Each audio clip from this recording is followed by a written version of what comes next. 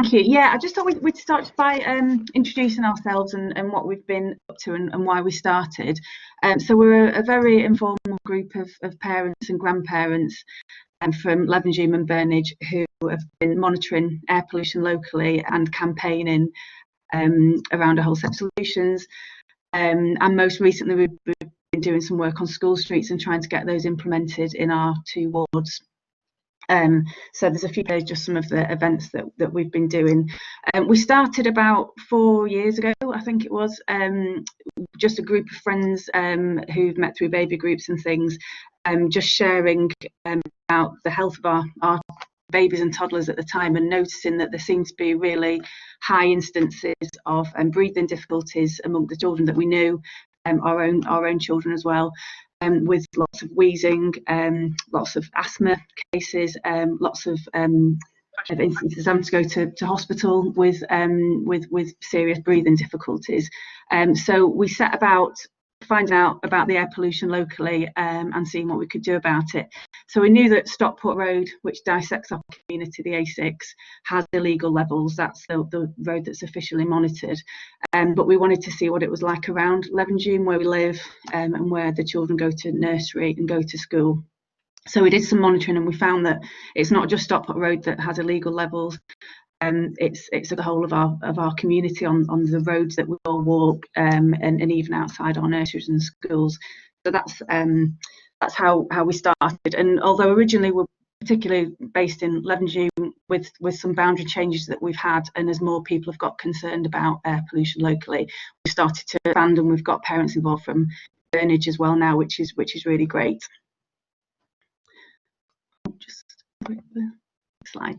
And these are some of the things that we've been doing. Talk to people in the community and ask them what solutions they'd like to see. We've had events at community centres. One of our local mums started a petition for clean air zones and for tougher limits, national limits on air pollution, which has over 5,000 signatures so far and has been covered in the Times. We've been trying to get private vehicles included in the clean air zone. We've done stunts to raise awareness, and we've also been starting walking buses on some of our routes to school. So just to reiterate why air pollution is such a problem in Greater Manchester and why we're so concerned about it, the estimate that between 1,000 to 2,000 people die prematurely from air pollution in Greater Manchester every year. It's linked to asthma, heart disease, lung cancer, dementia, and a whole host of other health problems. Almost every organ of the body is affected. In central Manchester, we've actually got the highest emergency admission asthma in the whole country. And also in North Manchester, it's very bad as well. And we know that it does stunt the growth of children's lungs, so children are particularly vulnerable. And of course, now with coronavirus, and that's a respiratory illness, and leaving long-term effects for people that have had it, it's also been linked to worsening symptoms of coronavirus where air pollution is high. That adds another urgency to the situation. And what's the connection with schools? We've heard about this already, but again, just to highlight the amount of car journeys, traffic emissions, pollution from the morning rush hour. It's about a quarter of the morning rush hour is school journeys, and we've also found that around 27% of parents leave their engines idling outside schools. So that's pollution, going directly into the children's lungs as they're walking to school along the pavements, and also children who are in the cars behind, because they're certainly not protected from the pollution either. And we just wanted to highlight that our primary schools in Levenshulme and Burnage do have generally very small catchment areas, and we've recognised that some parents do need to drive for mobility reasons or perhaps onward journeys onto work. But we think the majority of children should be able to walk and scoot or cycle, because we do have very small catchment areas for our schools. And the short journeys and car reliance on short journeys is actually quite a big problem in Greater Manchester. The TFGM's transport evidence shows that for trips of less than a kilometre, around 30% of those are made by car, and for between 1 to 2 kilometres, it's 62%. So there's huge potential to get people out of their cars and making active journeys instead.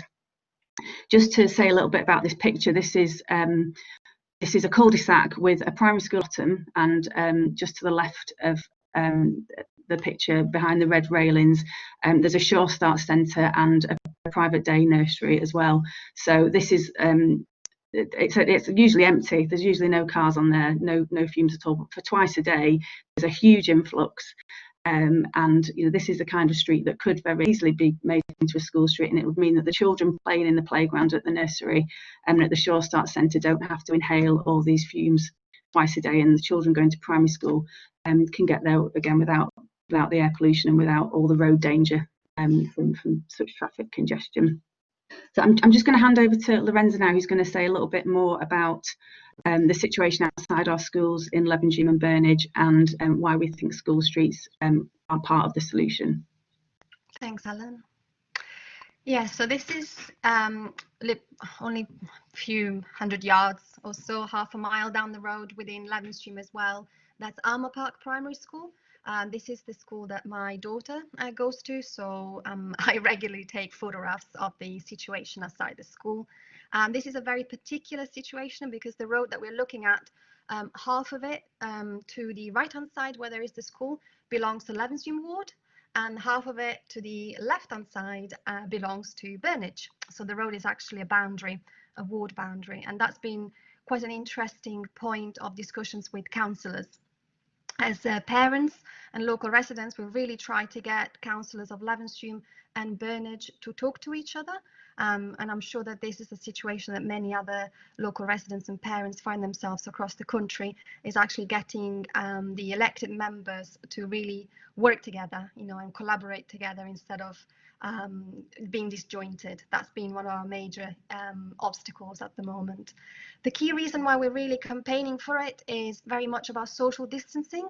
So this photograph was taken on the very early days of school being started in September.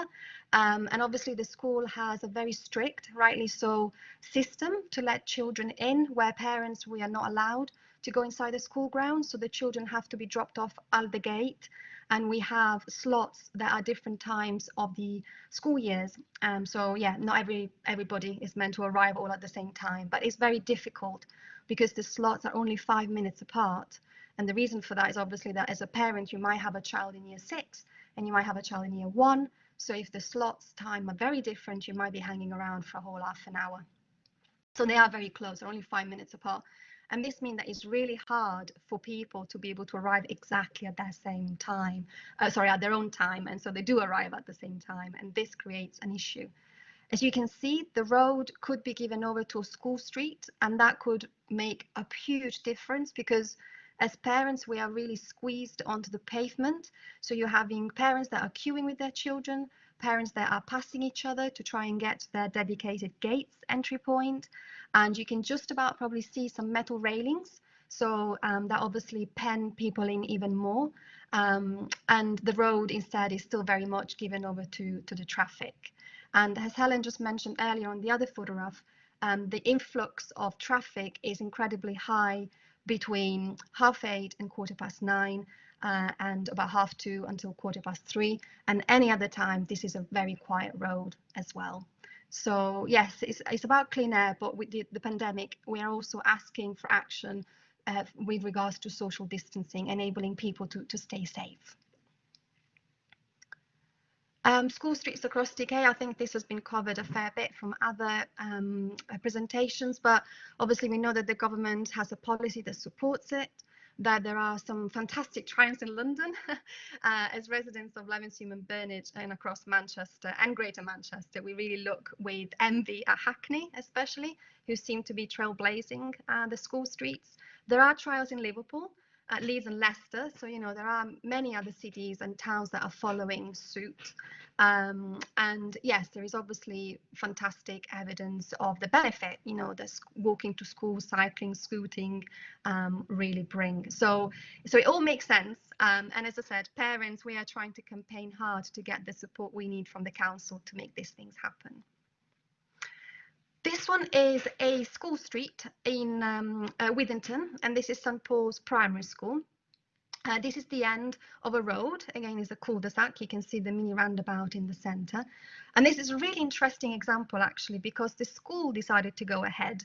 So it's been kind of branded as an official school street, where the school felt that it was really important to provide that safety, that distance for social distancing, as well as the air quality. But this was very much put in place on the return to school in this pandemic situation that we find ourselves in. And the school just went ahead. The head was very supportive. They purchased some cones. They obviously engaged with the neighbors and residents locally, and it's been really successful. We know a parent whose child goes to this school, and he told us that the neighbors are actually incredibly happy. Nobody has opposed to it. And as you can see from the image compared to the image we shared a moment ago, it's a very different environment in terms of safety and air quality too.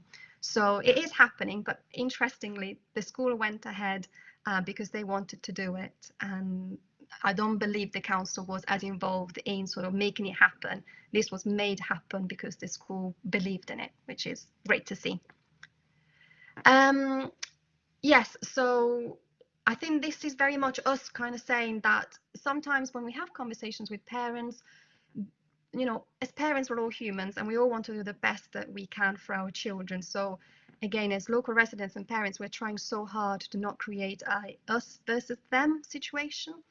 And there is this belief that if you're driving your child to school, you're keeping them safer from road traffic, which is obviously an oxymoron, and safer from air pollution. But actually, you know, being inside a car, it doesn't say, you know, protect you any more, any less. And obviously boost physical activity, and we know how important that is. So all positive things. So leading up to Clean Air Day, the thing that I think has changed now is that a number of parents have all kind of come together across all the schools of Llanstream and Burnage, our primary schools, as a collaborative effort. You know, we want to join forces. We realize that when we have single conversations with our own schools, with our own heads and with councillors, we are not getting very far. So I think the thing that is making a really big difference is that now we're saying we are a group of parents across 6, 7 primary schools, and we all want the same thing, and we all want you to coordinate and work together. So leading up to it, we had a community stall at Llanstream Market, which we run the Saturday before the 8th of October. And it was about raising awareness, asking people to make personal pledges and just have a conversation. And it was really interesting. Lots of people of different ages coming to talk to us. And then we created a joint letter to head teachers. We created a Google Doc letter, so it was open for people to sign up, and we received over 100 signatures. Again, parents across all the schools. And then some of the letters actually got printed, either to be put in book bags, or were sent using electronic mail, you know, by the schools. And we have been promoting walking buses and park and stride where we are being able to do so. Helen, are you taking over, I think? Yeah, thanks, Lorenza. Yes. And on the day itself, there's a few snaps here of the walking bus using the Fallowfield Loop route. So we have 3 schools, actually 4 schools, that can be easily got to using Fallowfield route for part of the journeys. So we met about over 40 children, parents and carers at the quadrants, and then we have different schools going off in convoy, socially distanced, to their schools, and it was a really lovely atmosphere. It was pretty wet and damp, but you know, the kids loved it. The children you can see close together are either in the same family or in the same school bubble, just in case you're wondering, they're thinking they're a bit too close. So that was, yeah, we thought that was a success. I mean, obviously it's a fraction of the children that are going to our primary schools, so a huge way to go, but we want to keep momentum with it, and we want to you know, show these are just very informal walking buses, but in the future we might be able to do something more formally, so children that are older could be dropped off at a walking bus stop, so the parents can then go off to work, you know, if that's a pressure for parents. So it's just the start of it, to try and raise awareness that these are the sorts of solutions that we can put in place for parents, and to show that It's also really fun walking to school. There was some work going on last year from Sustrans with all our primary schools, and the children were surveyed on how they get to school and how they would actually like to get to school. And most children said they want to walk, cycle, or scoot to school. They don't want to be driven to school. So just to finish off with what's next for us. So as Lorenza said, we're wanting to work together across our 2 wards. We're being very proactive about this as parents, but we want to be positive with our schools and with our counsellors, and say that we're here to help, and we want this to happen, and we know it will be better for everybody, for local residents and for children. And the Sustrans report that I mentioned, which was based on a lot of research and a lot of people's designs have gone into this. It's really fantastic. That actually came out it was finalised in June, but we've only managed to see it recently, when one of our local community groups, Streets for People, got hold of a copy and published it. So we want to see that implemented because it's got fantastic ideas in that. And we want to see some clarity from Manchester City Council on what their policy is and what they're doing to support school street closures. There was around 30 of us wrote to our executive members at the end of August to ask them to trial school streets for Clean Air Day, and we've still not had a response to that. And so we were quite surprised when we saw that some schools were doing it, which is great, but we were quite frustrated because that is something that we really wanted to do in our community as well. So we'd like to know what support we've got to do that for trials and also beyond one-day trials. Because ultimately we want to start in Levenshulme and Burnage, but we actually want to revolutionise the journey to school for all children. School streets and active travel is the norm for children across Greater Manchester. I've just put our email there if anyone wants to get in touch, and yeah, we'll be around for any questions as well. Thank you.